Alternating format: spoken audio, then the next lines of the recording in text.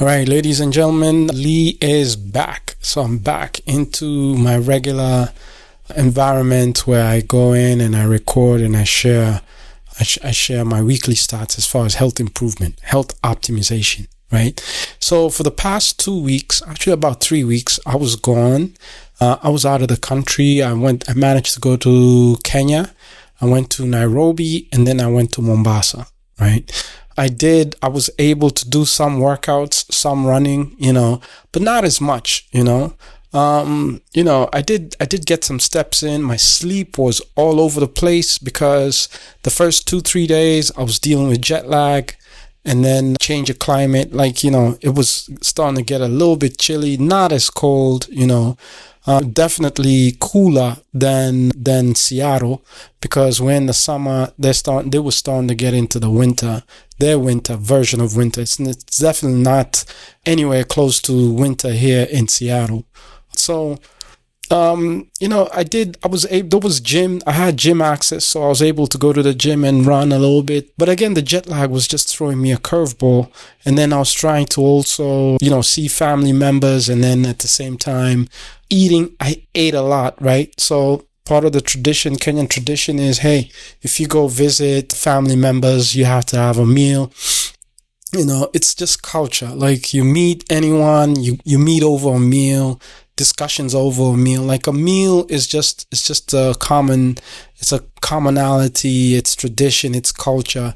You get to meet and you get to eat. Every time there's a meeting, there's something to eat, right? So I did eat a lot, but the interesting thing is that even despite eating, I was eating like 3 meals a day, especially when I was in Mombasa. And I was still able to lose weight. Like I wasn't gaining as much. Either I was just at the same level or I was actually losing weight, which is interesting. I think part of it is because of the type of food. I think most of the food there is organic. So that may have some contribution. It's purely organic. Everything you're eating is organic. There's no genetically engineered food. And then you also get to walk a lot, right? So you're getting steps. Most of the time I wasn't wearing my watch. There was on occasion times where my iWatch was actually charging and I'm like, I wish I had it on, right? But nevertheless, like I still, like I didn't go all, because traveling is usually like every time you travel, it's almost like you lose all the effort that you had initially put in, right? All that is gone because first of all, you start to slow down on your workouts. You don't really watch your eating as constringently as you would. So there's pros and cons. You get to relax, which is great, but that's the upside. The downside is that it's the discipline, especially when you're around like, hey, family members. There's a possibility you could lose that discipline of everything you've been working so hard to get to. But nevertheless, it wasn't bad. Like it wasn't really, really bad. So, and then my sleep cycle was definitely all over the place. Sometimes I had to wake up to watch like the soccer games, the World Cup soccer games, and time differences. I think it's about 11 hours, 12 hours. So it was a huge time difference. Sometimes I had to wake up like when the US was playing Belgium, I had to wake up at like 3 a.m. So my sleep cycle was all messed up, right? But nevertheless, I still did get some effort in, right? Some work was put in. As you can see, I was in Mombasa, there's really nothing much you could do in Mombasa. First of all, the humidity. Then second thing, it's more like a holiday town, right? It's a beach town. You have the Indian Ocean there, eating the food has so much Arabic influence, so you get to eat most of the time. And then because of the heat, you don't get to do too much exercise. I did find a gym. The hotel where I was staying, there was a gym. So I was able to actually put in some running. I did go to the gym, ran a few miles. So that wasn't too bad, but it was definitely lower than my daily average step, right? So you see it definitely went down almost 1,000 steps, right? And that's because I was in Mombasa. There's not much you could do in Mombasa other than eat and chill, right? Or have conversation. So that definitely, it lowered my daily average steps. My VO2 max, I haven't done anything outdoors. It was extremely hot, so it's been the same from July 2nd. I'll definitely, as it starts cooling here in Seattle, I'll definitely start doing more outdoor stuff, right? Running out and stuff like that. My heart rate variation went up, which is fantastic. That's always, when this number goes up, that's a great thing. This number is supposed to go down, but it went up. I think it's probably because of all that eating, because typically I've noticed my resting heart rate definitely goes up the less exercise I do, right? If I'm not running, if I'm not active, my resting heart rate goes up, right? So that's definitely something that I notice. And then with that, you can see my daily steps, there was I had some brief sessions of running when I would actually get access to a treadmill. I wasn't running on the streets or running out in the park. I didn't do any of that. There was a beach, barely went to the beach because I had so many things I was doing, so many little agendas I wanted to take care of. So I didn't run on the beach or do any. I did take a day to relax. I did swim. So that was great. Just getting into the water and swim, and then just bath. It wasn't sunny. It was a little bit cloudy. Because again, June, July is typically the winter or cold season in Kenya, right? It's not bad. By the way, the winter there just simply means, hey, you're in around the 60s. It's sometimes it gets chilly at night in Nairobi, but it's not bad at all. It's completely bearable, especially if you've ever experienced the winter here in the United States, then that winter is not bad at all. And then I was starting to travel on the 7th. That's when I started to travel. So you see an extreme, a gap, 7 and the 8th, 7, 8 and the 9th. I lost track of time. Traveling just throws a loop at you, right? You don't know what day it is. You don't know what time it is, especially if you're traveling these long flights, anything over, you're losing a day.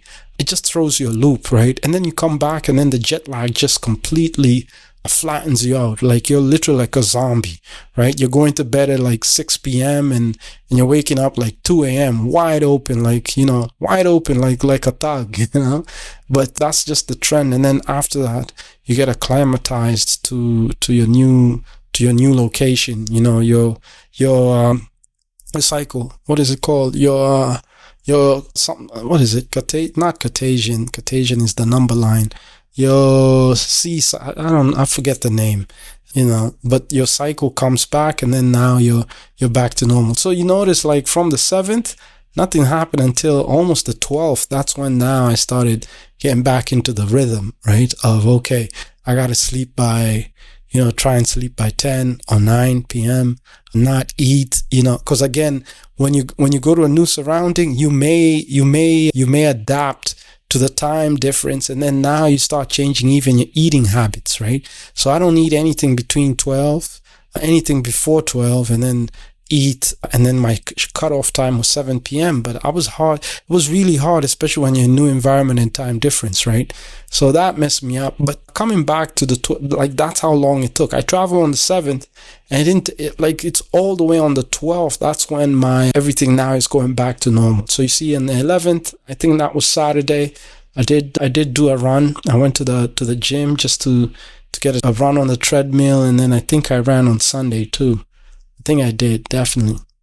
But yeah, it throws you a loop. I'm telling you, traveling definitely throws you a loop. So, but the key thing is just as long as you take that break, sometimes taking a break, binge a little bit, eat, I stopped drinking alcohol. It's actually almost 9 months. So I don't drink alcohol anymore. But yeah, just relax. The pastries were to die for. I sunk my teeth into the pastries. And the good thing is that it's cane sugar, right? Most of it's cane sugar. So the pastries they're not as sugary, but you can take, you enjoy the pastry, right? You don't get that sugar high or sugar bump, right? Here you eat a piece of cake and next you're feeling all jittery and things like that. No, I didn't get any of that, right? I would eat and I was fine, right? I was fine. I didn't feel the jitters and things like that. So that tells you it's just really great ingredients that go into the pastries. Pastries are fantastic. The food was fantastic, all around. you have to travel to Kenya. So now that I'm back to my grind, the first thing I want to do, like my main goal is, so I do have the site is I haven't worked on the site. I'll definitely work on it this week. I'll start working on it. It's called Vital something. Vital. Oh gosh, you're gonna force me to, but it's vital, so I'll definitely share it. But the key thing is, hey, what metrics do you need to track? There's a roadmap. What metrics do you need to track? What tests do you need to take? I've already, like I mentioned, I think a couple of weeks ago, I negotiated with a company, especially for those who are now falling off health insurance, right? Even if you're falling off health insurance, I think there's a lot of politics that go into health and health ownership, right? And I don't want to play that politics game. Like, I'm more interested in, hey, whether you have insurance or you don't, whether the subsidies come in, Obamacare, whatever it is, like, you know, that shouldn't stop you from taking ownership of your health, right? So there's a couple of things. What does ownership look like?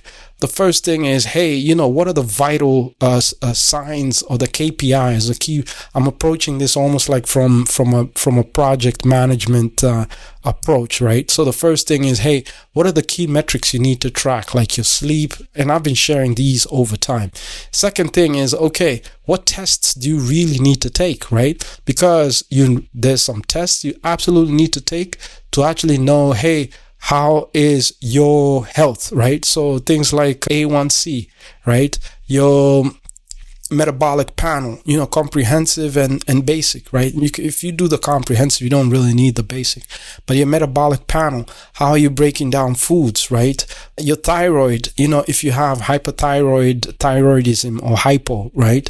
So those are some of the things. Like, there's a few tests that you can take. And I found this company that will literally just give you, like, it's not expensive. In fact, you may even be paying more of a premium going through your insurance, right? But this, like, they've negotiated, because where the advantage is that, hey, there's a lot of labs that don't fill to capacity, right?